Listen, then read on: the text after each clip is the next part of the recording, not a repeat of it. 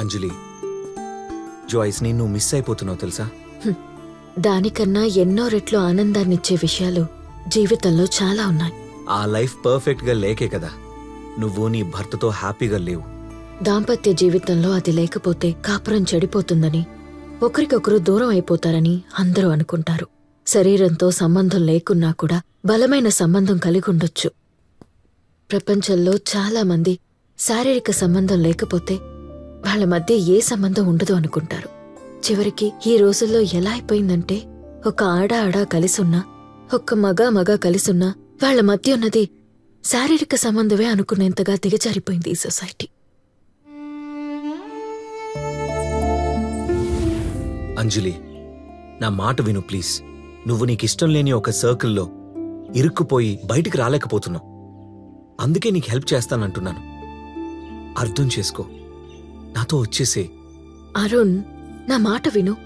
నేనే కావాలి అనుకున్నాను, కానీ ఇప్పుడిదంతా వద్దు అనిపిస్తోంది నాకు. ప్లీజ్ అంజలి, దయచేసి నా మాట విను. నీతో వస్తే జనం నన్నేమంటారు? ఎవరేమనుకుంటే మనకెందుకు? నువ్వు ఆవిరైపోయింది అనుకుంటున్న నీ ఆనందాన్ని తిరిగి పొందే అవకాశాన్ని వదులుకోకు. ఇలాంటి ఛాన్స్ మళ్ళీ మళ్ళీ నీకు రాదు. నేను నా భర్తతో ఉంటే పవిత్రం, నీతో ఉంటే అపవిత్రం. బుల్షిట్ అంజలి, ఫోన్లో అంతా నేనే అన్నట్టు మాట్లాడతావు. ఇప్పుడేమో ఇలా బిహేవ్ చేస్తున్నావు.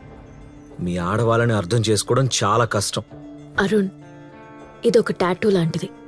ఆవేశంలో ముచ్చటపడి వేయించుకుంటే మనం వద్దరుకున్నా చెరుపుకోలేం. మొదట్లో చాలా ఆర్టిస్టిక్గా అనిపిస్తుంది, తర్వాత మాయని మచ్చలా తయారవుతుంది. చచ్చేదాకా ఆ గిల్టీ ఫీలింగ్ వదిలిపెట్టదు. అంజలి, సీరియస్గా చెప్తున్నాను. నేనిక్కడికి మొదటిసారి వచ్చాను. బహుశా ఇదే చివరిసారి అవుతుంది.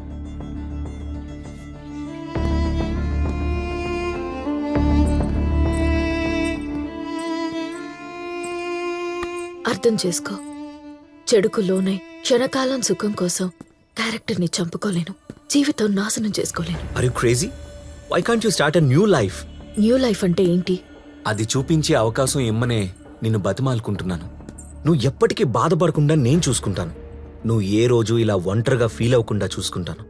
చాలా మందికి అర్థం కాని విషయం ఏంటో తెలుసా? వీళ్ళని పెళ్లి చేసుకుంటే లైఫ్ బాగుంటుందేమో, వాళ్లతో వెళ్ళిపోతే హ్యాపీగా ఉంటామేమో అనుకుంటారు. కానీ లైఫ్ అనేది ఎవరితో అయినా ఒక్కలానే ఉంటుంది.